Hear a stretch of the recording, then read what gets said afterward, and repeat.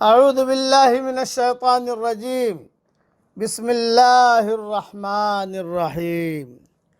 سورہ انبیاء کی 2 آیتیں پڑھ رہا ہوں، آیت نمبر 83، آیت نمبر 84۔ وَأَيُّوبَ إِذْ نَادَى رَبَّهُ أَنِّي مَسَّنِيَ الضُّرُّ وَأَنْتَ أَرْحَمُ الرَّاحِمِينَ۔ اور ایوب علیہ السلام کو جبکہ اس نے اپنے رب کو پکارا کہ مجھ کو بیماری لگ گئی ہے، اور آپ سب رحم کرنے والوں سے زیادہ رحم کرنے والے ہیں۔ فَاسْتَجَبْنَا لَهُ فَكَشَفْنَا مَا بِهِ مِن ضُرٍّ وَآتَيْنَاهُ أَهْلَهُ وَمِثْلَهُم مَّعَهُمْ رَحْمَةً مِّنْ عِندِنَا وَذِكْرَىٰ لِلْعَابِدِينَ۔ تو ہم نے اس کی دعا قبول کی اور اس کو جو تکلیف تھی اس کو دور کر دیا، اور ہم نے اس کو اس کا کنبہ عطا کیا، اور اسی کے ساتھ اس کے برابر اور بھی اپنی طرف سے رحمت اور نصیحت عبادت کرنے والوں کے لیے۔ حضرت ایوب علیہ السلام کا تذکرہ قرآن شریف میں الگ الگ صورتوں میں آیا ہے، اور حضرت ایوب علیہ السلام ان کے والدہ محترمہ لوط علیہ السلام کے صاحبزادی ہیں، اور بعض کتابوں میں لکھا ہے کہ یہ حضرت یوسف علیہ السلام کے داماد بھی ہیں۔ پیغمبروں کے ذریعے خدا تعالی ہر قسم کی اعلیٰ ترین مثال قائم کرتا ہے تاکہ وہ لوگوں کے لیے نمونہ ہو۔ ان میں سے ایک مثال حضرت ایوب علیہ السلام کی ہے۔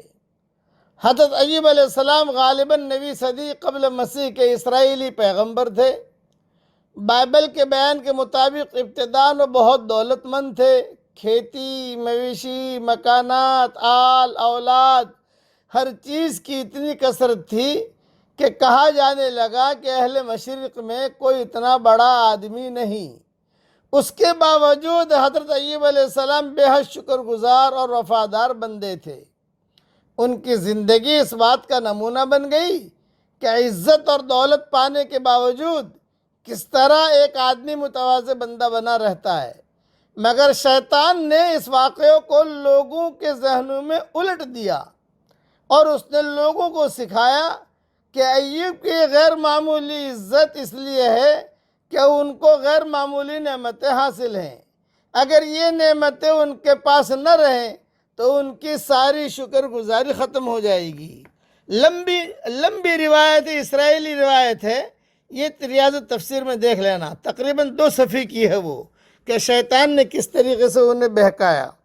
خلاصہ کلام یہ کہ اس کے بعد خدا تعالیٰ نے آپ کے ذریعے سے دوسری مثال قائم کی۔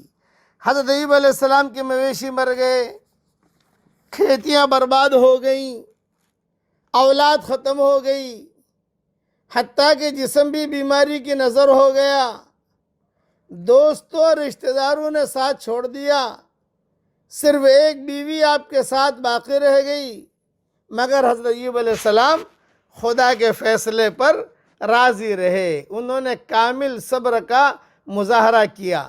بائبل کے الفاظ یہ ہیں، ترجمہ سن لیجئے۔ یہ بائبل کی ترجمہ کر رہا ہوں۔ تب ایوب نے زمین پر گر کر سجدہ کیا اور کہا، ننگا میں اپنی ماں کے پیٹ سے نکلا اور ننگا ہی واپس جاؤں گا۔ خداوند نے دیا اور خداوند نے لے لیا، خداوند کا نام مبارک ہو۔ ان سب باتوں میں ایوب نے نہ تو گناہ کیا اور نہ خدا پر بے جا کام کا عیب لگایا۔ بس یہ بائبل کا ترجمہ ہے۔ حضرت ایوب علیہ السلام نے جب مصیبتوں میں اس طرح صبر و شکر کا مظاہرہ کیا تو نہ صرف آخرت میں ان کے لیے بہترین اجر لکھ دیا گیا، بلکہ دنیا میں بھی ان کی حالت بدل دی گئی، اور خداوند نے ایوب کو جتنا اس کے پاس پہلے تھا اس کا کئی گنا زیادہ کر کے دے دیا، جس کو قرآن میں کہہ دیا کہ ہم نے بہت دیا اس کو۔ حدیث میں اس کو تمثیل کے الفاظ میں اس طرح کہا گیا کہ خدا نے جب ایوب علیہ السلام کے دوبارہ دن پھیرے اور حالات اچھے ہو گئے تو ان پر سونے کی ٹڈیوں کی بارش کر دی گئی۔ تفسیر ابن کثیر میں یہ روایت موجود ہے۔ اس کے علاوہ اس کی بہت کئی مرتبہ کہتا ہوں، اس کی تفسیریں ہیں۔ ان تفسیروں میں مختصر سبق میں جاتا نہیں، لیکن مفسرین نے کئی چیزیں لکھی ہیں۔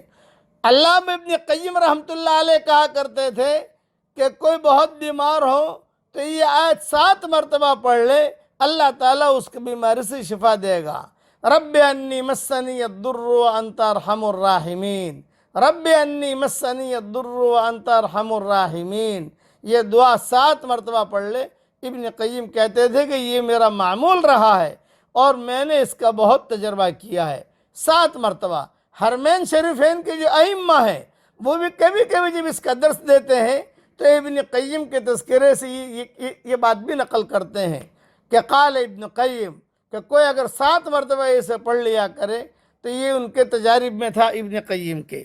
پھر بعض کتابوں میں یہ بھی لکھا ہے کہ جب اللہ تعالیٰ نے ان کو صحت دے دی اور اللہ نے بہت مال دے دیا تو ان کی بیوی کو بھی اللہ نے جوان کر دیا، اور اس کے بعد بھی اللہ تعالیٰ نے بہت اولاد دی، بہت مال دیا۔ پھر ان کا انتقال بھی عجیب طریقے پر ہوا اور ان کی تدفین بھی عجیب طریقے پر ہوئی، جس کی تفسیر انشاءاللہ ریاض تفسیر میں دیکھ لینا۔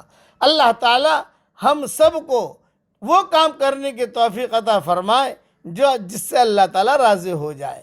آمین۔ وآخر دعوانا ان الحمد للہ رب العالمین۔